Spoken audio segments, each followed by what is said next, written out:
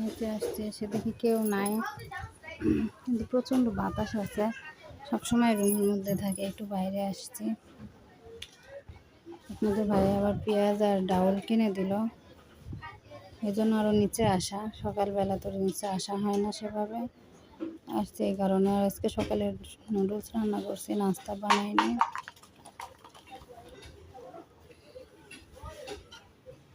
তো ফারহান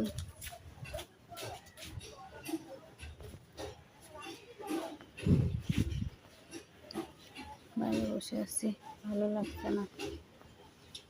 ফারহান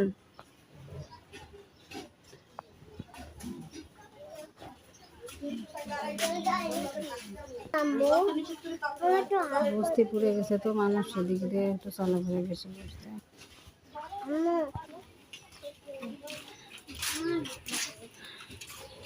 মানুষ কি যাদের ঘর পুড়ে নেই তারাও ত্রাণ নিচ্ছে, যাদের ঘর পড়ছে তারা ত্রাণ পাচ্ছে না। কি একটা অবস্থা, মানুষ এত স্বার্থপর।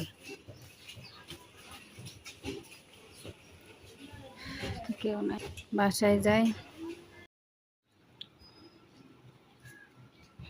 এই তো আমার রুমের অবস্থা দেখেন, রুম গুছাবো এখন। আসসালামু আলাইকুম, কেমন আছেন আপনারা সবাই? আশা করি যে যেখানে আছেন ভালো আছেন। আলহামদুলিল্লাহ, আমরাও ভালো আছি। চলে আসলাম নতুন একটি ভিডিও নিয়ে। তো ভিডিওটি শুরু করলাম। এই তো ফারহানে দেখেন, ফারহান ভাত খাচ্ছে। আর এই যে নিচে গেছিলাম, নিচে যে 2 প্যাকেট নুডলস নিয়ে এসেছি। আর রুমের এই অবস্থা, কোনো কিছু গুছাইতে কিছু করতে ভালো লাগছে না, জানেনই তো কেন।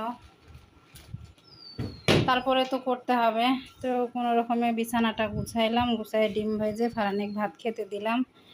এখন এই যে সোফাটা গোছাবো।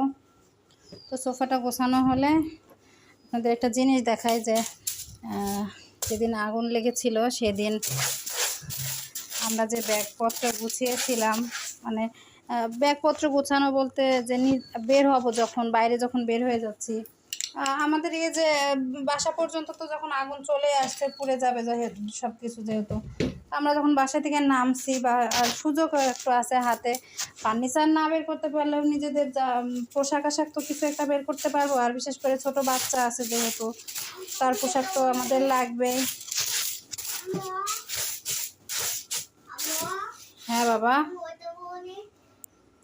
আর আমাদের এখানে আগুন এর আগেও একদিন লাগছে, মানে আমাদের বাসার নিচেই এর আগে একদিন লেগেছিল আগুনটা।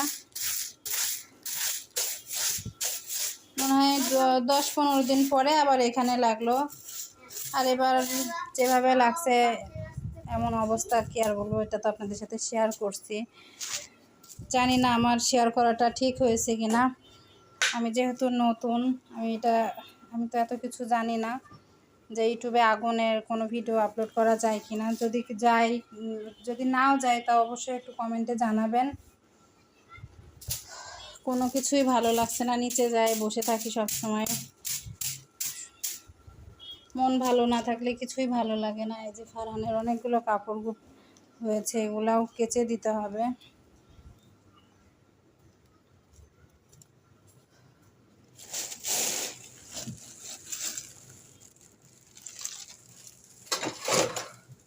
তো এখানে যে কাপড়গুলো রাখলাম, এখানে আমি রাখি গুছিয়ে, পরে কেচে দিব।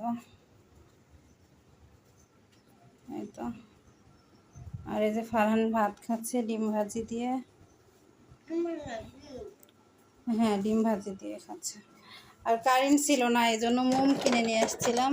ভেবেছিলাম কারেন্ট আসবে না, দেখেন মোম কিনে নিয়ে আসছি। মোম কিন্তু আমরাও বানাতে পারি, আমাদেরও মোম বানানোর মেশিন আছে, কিন্তু বানানো হয় না।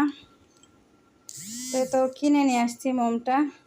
3টা মোম কিনে নিয়ে এসে একটা জ্বালানো হয়েছে, আর এই যে বাকিগুলো আছে। একটা তো ফুল জ্বালানো লাগেনি, এইটুকু আছে।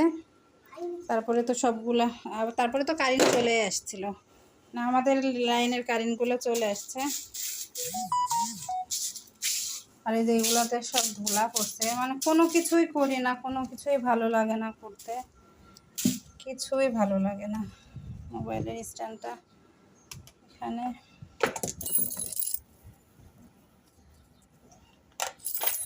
তো ভাবছি সময় করে রুমগুলো সম্পূর্ণ গুছাইতে হবে, কারণ বাড়িতে যাওয়ার সময় হয়ে যাচ্ছে। আর দেখায়, আর আমি চুলার উপরে আবার ডাউল বসাই দিছি, এখানে ডাউল বসাইছি, ডাউল হচ্ছে চুলায়। আর এই রুমের অবস্থা দেখেন, আমি জামা কাপড় কেচে দিছি, কিন্তু এর মধ্যে আবার জামা কাপড়ও কিছু কাচছি, সে মেলে দিছি। আর এই যে জামা কাপড় আমি বস্তার মধ্যে ভরে নিয়ে গেছিলাম, পরে আবার সব বের করছি, বের করে বিছানার উপরে রেখে দিছে।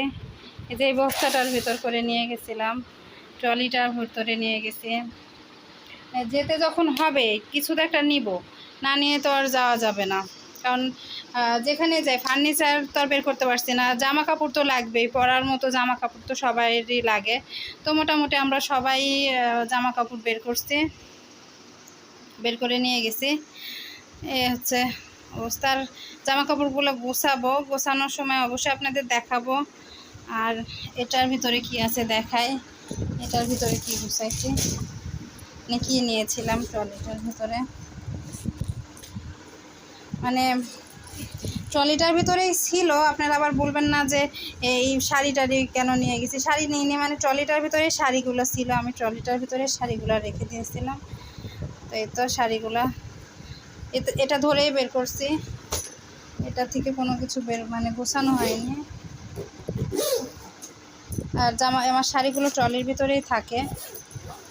আমি এগুলো শুধু নিয়ে গেছিলাম, এইগুলো বাচ্চাদের পোশাক আশাকও আছে এখানে, আপনাদের ভাইয়ার পোশাকও আছে, আমার ফারহানেরও আছে, মানে সব মিলে আমারই একটু বেশি আছে। ফারহানেরগুলো গুছাই মোটামুটি উঠানো হয়েছে, কিন্তু আপনাদের ভাইয়ারটাও উঠানো হয়েছে, আমারগুলো কিছু উঠানো হয়নি, আমারগুলো উঠাইতে হবে। আর আপনাদের ভাইয়ারও আছে হালকা পাতলার ভিতরে। তো এই তো আমি ডাউল বসাইছি, আপনারা কীভাবে ডাউল রান্না করেন? এক এক দেশের এক এক নিয়মে ডাউল রান্না। আমরা এটাকে শুকাই ফেলবো, শুকানোর পরে এই যে আমাদের দেশের একটা জিনিস আছে, এটা দিয়ে ঘুটবো, ডাউলটাকে ঘুটে আবার পানি দিব, দিয়ে পরে ভাগার দিব। আর এই যে আমরা এইভাবে এই যে এগুলো দিয়ে কিন্তু ডাউল ঘুটি, ডাউলটাকে ঘুটে একদম ফিনিশিং করে ফেলবো, ফেলে তারপরে ঝোলের পানি দিব, দিয়ে একটু ফুটে উঠলে ডাউলটা ভাগার দিব। অনেক অঞ্চলে অনেকভাবে রান্না করে, আমাদের কুষ্টিয়াতে এভাবে ডাউল রান্না করে।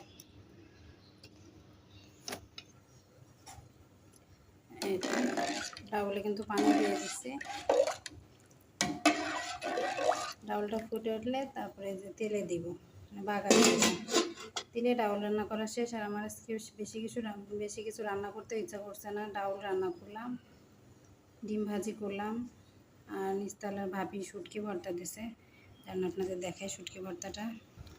আর নিচতলার ভাবি শুটকি ভর্তা দিয়েছে, তো আমার তো শুটকি ভর্তা দিয়েই হয়ে যাবে। আর ভাবির হাতে শুটকি ভর্তা তো অনেক মজার, অনেক সুন্দর করে শুটকি ভর্তা বানায়। এখানে কি শুটকি জানি না, ভাবি এর আগের 2-3 দিন আগে আমাকে শুটকি ভর্তা দিয়েছিল, চাপা শুটকি। আর এটা কি শুটকি ভর্তা এটা বলতে পারবো না, তো শুটকি ভর্তা। তো আমাদের ঘরে আমি শুধু শুটকি ভর্তা খাই, ফারহান তো ছোটো মানুষ, এত ঝালের কোনো খাবার খেতে পারে না, আপনাদের ভাইয়া তো শুটকি খায় না। আমার কিন্তু অনেক ভালো লাগে, তো একার জন্য শুটকি ভর্তা করা হয় না, এই জন্য ভাবি আমাকে শুটকি ভর্তা করলে আমাকে দেয় মাঝে মাঝে। এর আগেও একদিন দিছে, আবার আজকেও দিছে। তো আমি শুটকি ভর্তা দিয়েই ভাতটা খাবো। আর ডিম ভাজি করছি, আর ডাউল রান্না করছি, আর সকালে নুডলস রান্না করছিলাম, সেটা এখনও আছে। ফারানিক রান্না করছি দেখেন, ওইটাই এখনও ধরাই আছে। তো এটা ফারানিক বিকেলে সন্ধ্যার সময় গরম করে নাস্তার সাথে দিব। আর তো এইভাবে আমি ডাউলে তেল দিব, এই যে রসুন পেঁয়াজ দিয়ে দিছি তেলে। আর খারাপ বলবেন না, কমেন্ট করবেন না কোনো বাজে, যে করা ভালো না, না করা ঠিক আছে। আমি ডিম ভাজলাম, তো ডিম ভাজা করাতেই ডাউলটা তেলে দিব, ডিম ভাজা করাতে তেল ছিল তাই। আর এই যে ডাউল, দুপুরে খাওয়া দাওয়া করে ঘুমাবো, এই জন্য জানালা বন্ধ করতে মানে এসে দেখছি যে অনেক বৃষ্টি হচ্ছে। এমনি বৃষ্টি হচ্ছে এটা তো আমরা জানি, বৃষ্টির তো শব্দই শোনা যাচ্ছে, মেঘ ডাকছে। তো ভাবছি জানালাটা বন্ধ করি। তো জানালা বন্ধ করতে এসে একটু ভিডিও বানিয়ে নিলাম, আপনাদের সাথে শেয়ার করি। এই দেখেন বৃষ্টি হচ্ছে, আর আকাশে কি পরিমাণ মেঘ, একটু যদি মানে ভালোভাবে বৃষ্টি হয় তাহলে গরমটা কাটে। এই ছোট ছোট মানে ফিরফিরা বৃষ্টিতে আরো বেশি গরম লাগে। তো এই তো একটা রহমতের বৃষ্টি, এত গরম পড়ছে তারপরে যে একটা রহমতের বৃষ্টি হচ্ছে আলহামদুলিল্লাহ। তো আরেকটা জিনিস দেখাই, দেখেন আমি কিন্তু জানালার ভিতর থেকে ভিডিও করছি, এই যে পুরা